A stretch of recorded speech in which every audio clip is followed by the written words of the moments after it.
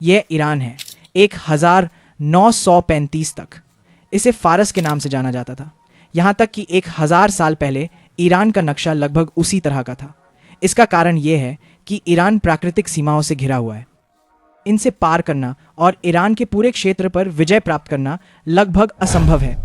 Roman साम्राज्य से लेकर तुर्कों, अरबों, मंगोलों, रूस, अमेरिका और यहाँ तक कि ब्रिटेन ने भी ईरान पर विजय प्राप्त करने का प्रयास किया, लेकिन उनमें से कोई भी देश पर पूरी तरह से नियंत्रण नहीं कर सका। ईरान के उत्तर में कास्पियन सागर, अजरबैजान, आर्मेनिया और तुर्कमेनिस्तान हैं। पश्चिम में इराक और तुर्की हैं। पूर्व में अफगानिस्तान और पाकिस्तान हैं और दक्षिण में फारसी खाड़ी और ओमान की खाड़ी हैं। ये सीमाएं ईरान को एक प्राकृतिक किला बना देती हैं। इसके अलावा होर्मुज की जलडमरू मध्य, जो दुनिया के सबसे महत्वपूर्ण तेल निर्यात मार्गों में से एक है, ईरान के नियंत्रण में है।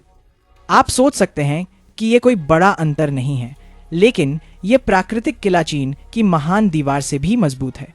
ईरान की उत्तरी दीवार अल बोर्ज पर्वत और कास्पियन सागर द्वारा बनाई गई है और वहां के आस पास के देश सभी भूमि लॉक हैं।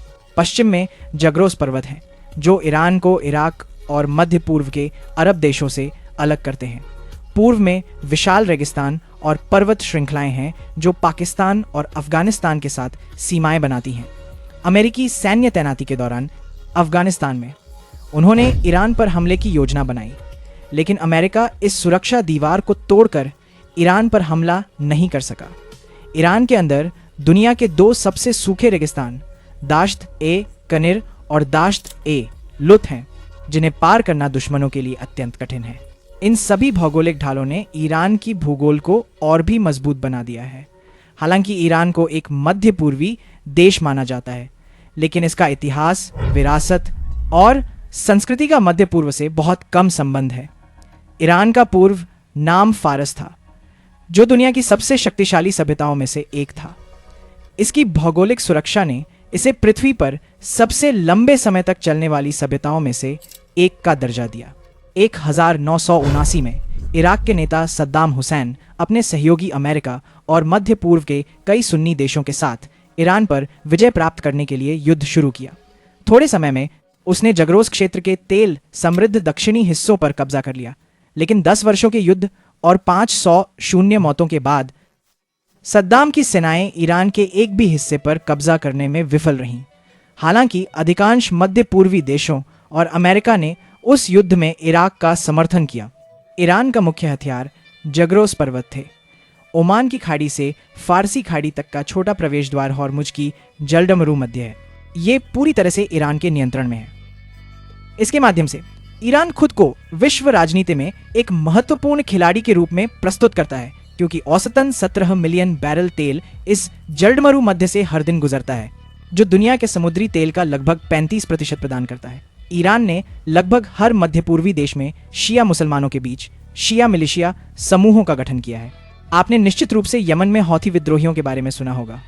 हौथी ईरान से हथियार और धन प्राप्त करते हैं। जहाज़ों को सुएज नहर में प्रवेश करने के लिए बाब अल मंदब से गुजरना चाहिए, इसलिए हौथियों से डरते हुए और ईरान 15 देशों ने यमन के विपरीत दिशा में जिबूती में अपने माल की रक्षा के लिए सैन्य ठिकाने स्थापित किए हैं। आप निश्चित रूप से हिजबुल्लाह के बारे में जानते हैं, जो लेबनान में एक मिलिशिया समूह है। ये भी पूरी तरह से ईरान के नियंत्रण में है। इस तरह जहां भी मध्य पूर्व में शिया मुसलमान रहते हैं, ईरान उन्हें लक्षित करता है और मिलिशिया समूह बनाता है। हाल ही में सीरियाई तानाशाह बशर अल असद ईरान की सबसे बड़ी ताकत थे।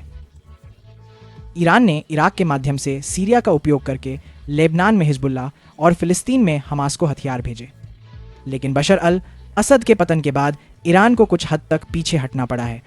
ईरान की भौगोलिक सुरक्षा के बावजूद इसके पास विशाल प्राकृतिक तेल भंडार भी हैं। ईरान के पास दुनिया के तीसरे सबसे बड़े सिद्ध तेल भंडार हैं। हालांकि ये भंडार लंबे समय से अमेरिका और उसके पश्चिमी सहयोगियों द्वारा प्रतिबंधों के अधीन है। ईरान को तेल से होने वाली आय अपने विकास के लिए नहीं लगाई जाती।